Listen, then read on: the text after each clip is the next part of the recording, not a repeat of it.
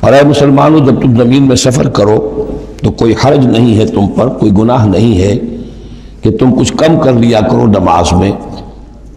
ان خفتم ان یفتنکم الذین کفروا، اگر تمہیں اندیشہ ہو کہ تم کو نقصان پہنچائیں گے کافر۔ ان الکافرین کانوا لکم عدوا مبینا، یقیناً یہ کافر تمہارے کھلے دشمن ہیں۔ یہ ہے قصر صلاۃ، لیکن صلاۃ الخوف کی حالت میں، جنگ کی حالت میں قصر کا حکم۔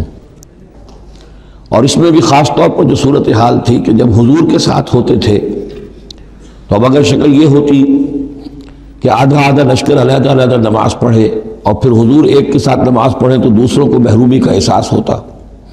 لہذا آپ دیکھیے کہ ایک بہت عمدہ تدبیر بتائی گئی۔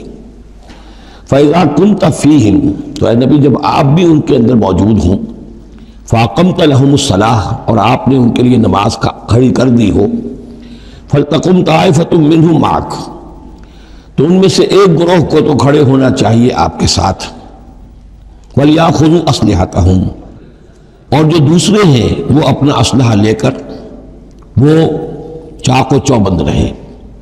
فَإِذَا سَجَدُوا فَلْيَكُونُوا مِنْ وَرَائِكُمْ، تاکہ جب تم سجدہ کرو، جو حضور کے ساتھ نماز پڑھ رہے سجدے میں جائیں تو وہ دوسرا گروہ جو ہے جو نماز میں شریک نہیں ہے وہ ان کی حفاظت کرے، کھڑے رہے ان کے پیچھے۔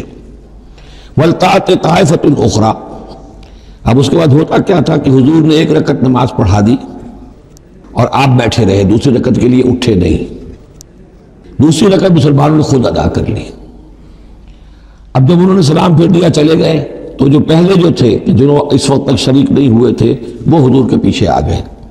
اب حضور نے ایک رکعت اور پڑھی تو ان کی ایک رکعت حضور کے پیچھے ہو گئی، اس کے بعد حضور نے ایک رکعت کے بعد سلام پھیر دیا، انہوں نے پھر ایک رکعت اور ادا کر لی۔